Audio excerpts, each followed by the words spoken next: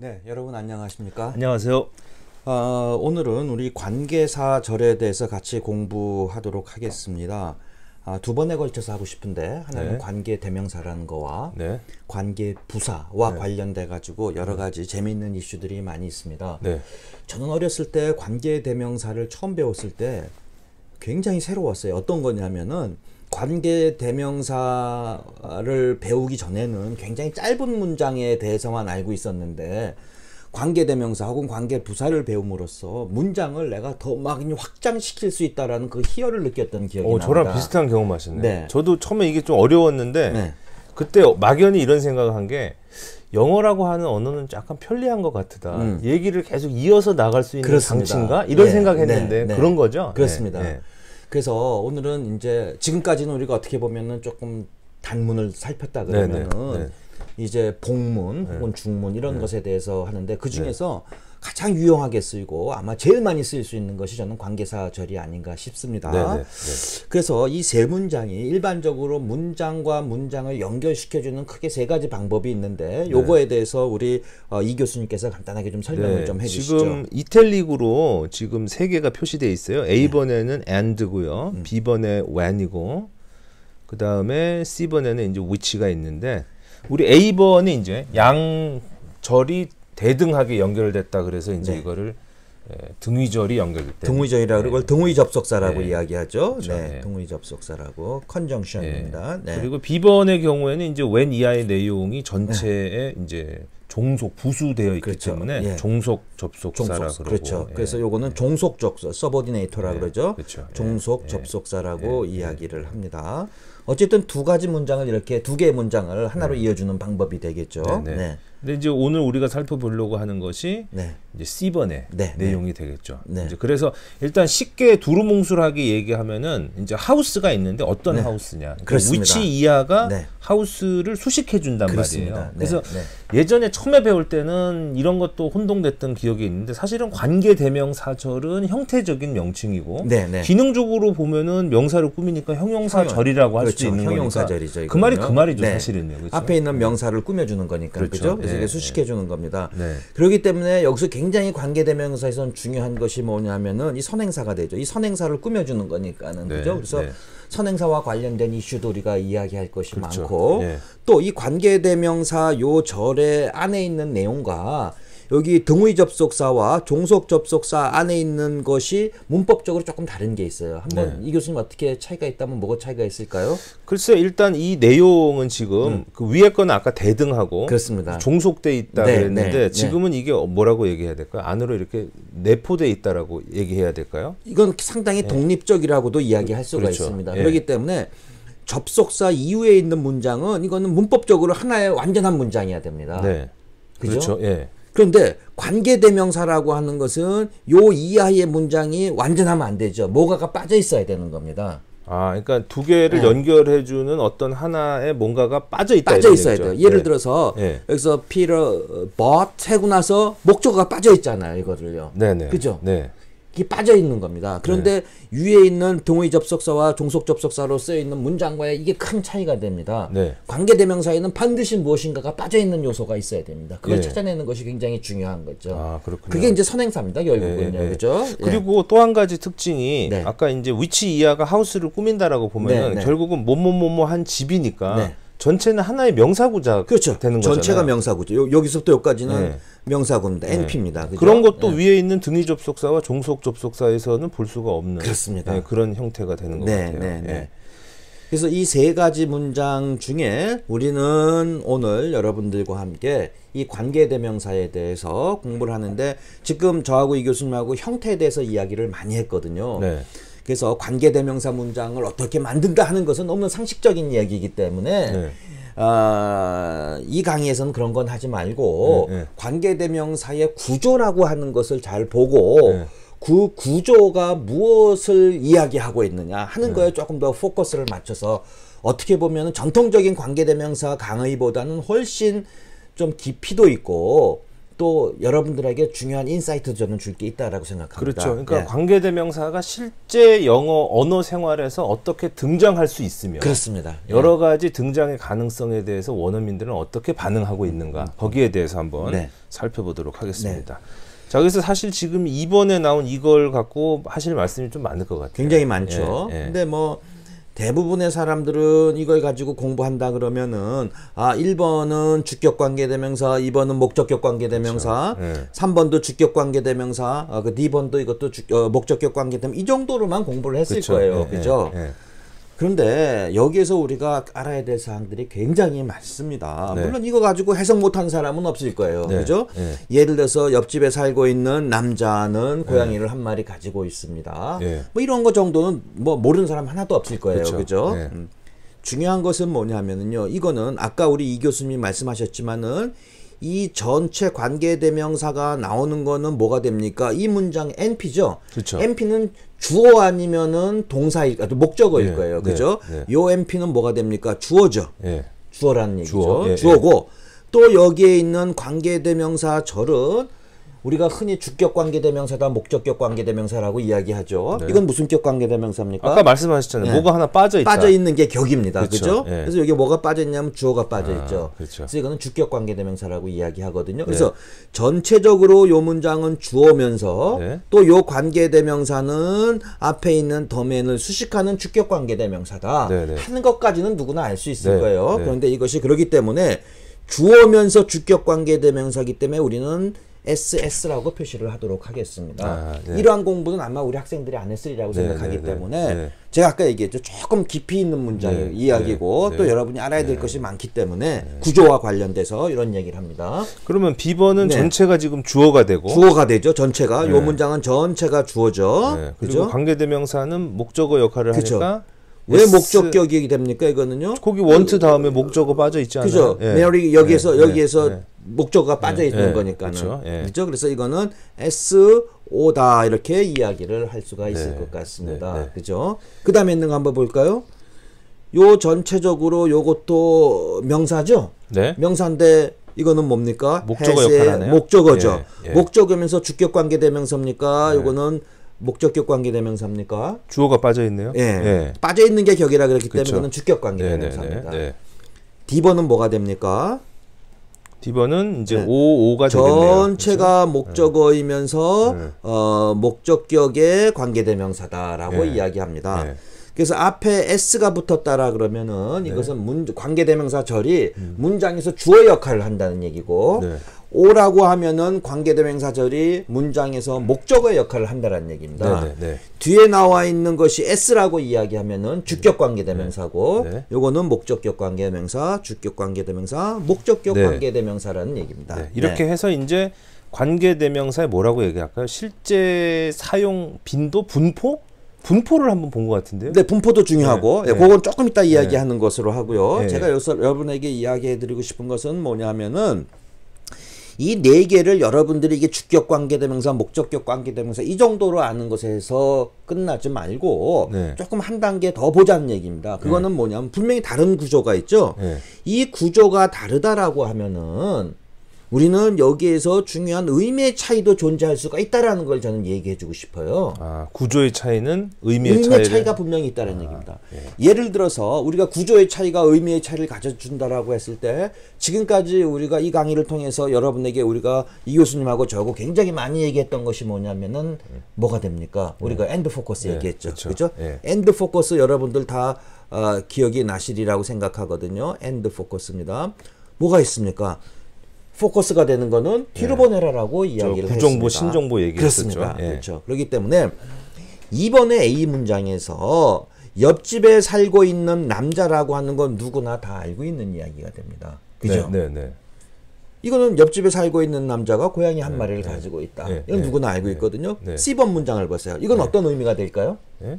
어떤 의미가 그렇죠? 될까요? 네. 여기서는요? 이거는 뭐 개를 뭐예요? 개를 좋아하는 고양이가 있다? 그렇죠. 예, 가지고 예, 있다는 예, 얘기죠. 예, 예. 여기에서는 개를 좋아한다라고 하는 이 고양이 예. 이거는 신정보입니다. 이거는 네, 여기에서요. 네, 네. 그죠? 예. 그래서 아까도 얘기했지만은 이것이 목적 거로 쓰이는 경우에는 네. 되게 신정보와 관련돼 있는 것이다라고 이야기를 하셔야 되는 겁니다. 네. 이해될 수 있겠죠. 예. 그죠? 그래서 이렇게 주격 관계대명사다, 목적격 관계대명사가 중요한 것이 아니라 이것이 전체적으로 앞에서 주어에서 쓰인 관계대명사라고 하면은 이거는 이미 알고 있는 구정보가 되는 것이고 요것을 이야기하려고 하는 신정보다라고 하는 사실을 여러분들이 잘 알아두셔야 된다는 얘기입니다. 아, 그러니까 A, B는 지금 앞에 있는 이 경우는 구정보고 그렇습니다. C, D는 우리가 앞에서 배운 엔드 포커스 원리에 근거해서 이제 신정보가 그렇습니다. 된다. 관계대명사가 관계대명사 나와 있는 절이 예. 신정보일 수도 있고 구정보일 수도 있다라는 얘기죠. 지금 얘기하는 거는요. 그런데 A와 B의 문장은 관계대명사 절이 구정보라는 얘기고 구정보고, CD는 관계대명사 절이 신정보다라는 이야기가 되어집니다. 네. 그죠? 제가 이렇게 관찰을 해보니까 A, B에 전부 정관사가 쓰였고 또 C, D에 다 부정관사가 있는 것도 좀 관련이 있지 않나요? 조금 관련은 있습니다. 그렇죠. 분명히요. 분명히 관련이 있습니다. 왜? 더가 붙은 거는 뭐가 됩니까? 구정보가 아니라 신정보죠. 어가 붙은 건 구정보입니다. 항상 그런 건 아니지만 굉장히 관련은 되어져 있습니다. 이제 두 번째 한번 얘기하고 싶은 게 있거든요. 여러분들 이거 보면은요. 위에 있는 것은 전체적으로 우리가 이건 무슨격 관계대명사라고 이야기하고 있는 건 저기 뭐죠? 위에 있는 것은 우리가 전체적으로 주어 역할을 하는 거죠. 요거는 전체적으로 무슨 역할을 하면 이제 목적어 역할을 하고 있는 겁니다. 그러면 여러분들이 봤을 때에 아마 제 생각에는 제가 하는 질문을 대답할 수 있는 사람은 거의 없으리라고 생각해요. 공부를 많이 하는 사람 아니면은. 여러분들이 영어 어떤 책 같은 거, 소설 같은 거 읽어봤을 때 A, B, C, D 중에서 어떠한 타입이 많이 나올까라는 얘기입니다. 즉, SS 형태의 문장이 많이 나올까? SO의 형태가 많이 나올까? 아니면 OS의 문장의 형태가 많이 나올까? OO 형태의 문장이 실질적으로 우리가 보는 책에서 많이 나올까 하는 것을 제가 한번 여러분들에게 잠깐만요. 거기 됐습니다. 한번 질문하는 겁니다. 한번 질문하는 거예요. 어떠한 문장이 제일 많이 나올까 하는 것에 대해서 제가 그러니까 A, B, C, D 관계대명사가 쓰인 A, B, C, D의 형태 중에서 어떤 것을 가장 보편적으로 만나기 쉬울까? 그렇습니다. 그거는 뭘로 설명을 해야 될까요? 요거는요. 우리가 지난번에도 이야기했었습니다마는 and weight라고 하는 것을 이야기를 했었죠. 그죠? 가주어, 진주어 이야기할 때도 했고 여러 번 이야기했을 겁니다. 길고 무거운 건 뒤로 떨어진다. 그럼 한번 생각해 보십시다. 관계대명사에 무엇인가가 이제 붙은 거죠, 이거는요. 앞에 있는 선행사를 수식하려고요. 그럼 문장이 길어진 겁니까? 짧아진 겁니까? 뭔가 붙었으니까 길어질 수밖에 없죠. 그럼 관계대명사절은 문장 앞에 나오는 게 좋을 것 같습니까? 뒤에 나오는 게 좋을 것 같습니까? 엔드 웨이트를 준수한다면 좋습니다. 질량이 크니까 떨어지겠죠. 그렇습니다. 그래서 실질적으로 보면요, 이러한 타입의 문장이 어떤 학자가 조사를 한 게 있거든요. 80% 정도의 관계대명사 문장은 요런 C와 D의 형식의 문장이다라고 이야기를 하고 있습니다. 엔드 웨이트에 근거해서 A, B보다는 우리가 C, D를 만날 확률이 더 많다 이런 말씀이시죠? 그렇습니다. 이걸 또 조사한 분이 있네요. 그렇죠. 학자가 있습니다. 그래가지고 1978년도에 나온 논문인데 거기를 읽어보면은 C, D의 분포가 A, B의 분포보다 훨씬 더 많다라는 얘기입니다. 8대2로 많은 겁니다. 이거죠. 그래서 이것도 and weight하고도 관련이 되어져 있다라고 이렇게 생각을 하시면은 좋을 것 같습니다. 우리 보통 학교 문법서에서는 그런 얘기는 잘 거의 그렇죠. 아예 안 다루죠. 못 본 것 같은데. 그래서 우리가 한번 이런 것들도 여러분이 알아둔다 그러면은 글을 읽을 때 이렇게 되는구나 하는 것들도 여러분이 알 수가 있을 거다라고 생각을 합니다. 또 이것과 관련해 가지고 우리가 한번 또 관계대명사에서 굉장히 중요한 이슈 중에 하나가 뭐냐 하면은 목적격 관계대명사의 생략이 되겠죠. 한번 다음 문장을 한번 볼까요? 세 번째 문장을 같이 보면서 이야기해 보도록 하겠습니다. 이건 전부 다 목적격 관계대명사라는 거 알 수 있겠죠. 그죠? 목적어가 생략돼 있기 때문에 목적격 관계대명사라고 이야기를 할 수가 있습니다. 자, 그러면은 목적격 관계대명사를 우리가 생략한다라고 이야기를 많이 하죠. 생략할 수 있다. 생략할 수 있다라고 이야기를 하죠. 그럼 이거 다 생략할 수 있는 거잖아요. 그죠? 목적격 관계는 생략할 수 있죠. 틀림없는 사실입니다. 요것도 생략할 수 있고 요것도 생략할 수가 있습니다. 그렇지만은 요건 구조가 A, B의 차이의 구조는 어떤 것이 둘 다 목적격 관계대명사지만 어떤 차이를 가지고 있는 겁니까? 하나 앞에 있고 하나는 뒤에 있네요. 요거는 S S면서 O의 문장이죠, 이거는요. 그죠? 예. 요건 어떤 문장이 됩니까? 예. 이거는 목적어이면서 O의 문장이 되어지는 거 알 수 있겠죠. 그죠? 예. 그렇다면은 여기에서 which 두 개가 다 생략이 된다라고, 생략될 수 있다라고 하는 것에 대해서는 이견이 없습니다. 네, 그런데 네. 실질적으로 또 이것도 같은 학자가 조사를 해봤거든요. 네. 목적격 관계대명사에서 A가 더 잘 생략될까? 즉 문장에서 주어로 쓰이는 문장에서의 목적격 관계대명사가 더 많이 생략될까? 아니면은 목적어로 쓰이는 문장에서의 목적격 관계대명사가 더 많이 쓰일까를 조사했습니다. 어느 것이 더 많이 쓰일 것 같습니까? 금방 end weight 그렇습니다. 말씀하셨잖아요. 네, 네. 그걸로 좀 풀면 안 될까요? 그렇습니다. 네, 그러니까 예, 예. 영어의 어떤 저는 뭐 철학 뭐 이 정도로 생각하는데 영어의 본질 D를 좀 무겁게 해주는 게 안정감이 있다. 그 얘기는 반대로 앞은 좀 줄이고 싶은 거죠. 예, 가볍게 해주는 그렇죠. 거. 네. 그러면은 둘 다 생략은 할 수 있는데 그렇습니다. 그 중에서 더 많이 빠지는 거는 아무래도 무게를 덜어줄 수 있는 목적격 관계대명사지만은 주어로 쓰이는 목적격 그렇죠. 관계대명사. 앞부분에 나온 거 중간에 그렇습니다. 껴 있는 거. 예. 이것이 그래서- 훨씬 더 많이 생략이 되어진다고 합니다. 예. 그래서 이것들도 우리가 end weight하고도 관련 지어서 이야기할 수 있다라고 저는 말씀을 자, 드릴 수 있을 지금 것 같습니다. 화면에서 네. A번에 있는 위치보다는 네. B번의 위치가 그대로 생략 안 되고 남아 있을 가능성이 높다. 높다. 그렇죠? 네. 예, 그런 말씀이시죠. 빈도가 더 많다. 예. 네 번째는 어떤 문법입니까? 우리 한번 이 교수님이 잠깐 이게 아마 학생들 잘 못 본 문장일 수도 있을 것 같아요. 그죠? 이거는요. 네. 보통은 이제 선행사 다음에 관계대명사가 바로 붙는 걸로 생각을 하는데 그렇죠.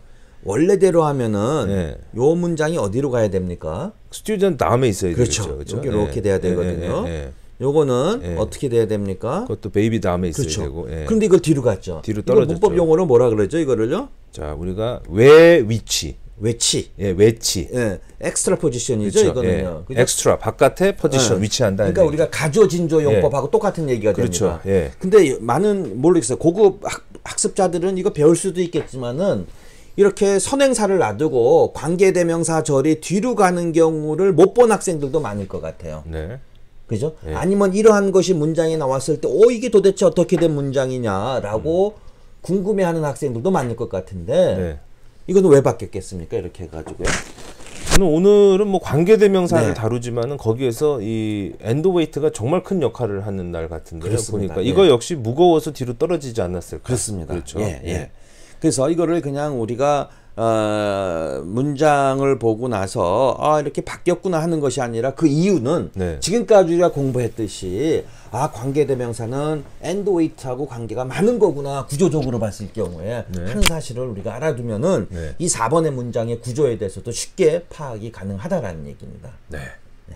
자, 요렇게 해서 이제 관계대명사는 기본적으로 하도 공부 많이 하니까 어느 정도 아는데 그것에 대해서 우리가 실질적으로 필요한 지식은 좀 없었는데 그렇습니다. 거기에 대해서 어떤 관계대명사의 어떤 구조의 여러 가지 가능성 그것이 실질적으로 어떤 빈도를 가지느냐 그렇죠? 또 엑스트라 포지션 하면서 여기에서 엔드 웨이트라고 하는 것이 굉장히 중요한 역할을 한다는 거. 그리고 의미도 뒤로 갔기 때문에 그것이 new information이 될 그렇죠. 뒤로 가능성이 갔으니까 많다라는 new 얘기입니다. information이고. 예, 그런 상황들을 좀 알아두시는 것들도 예.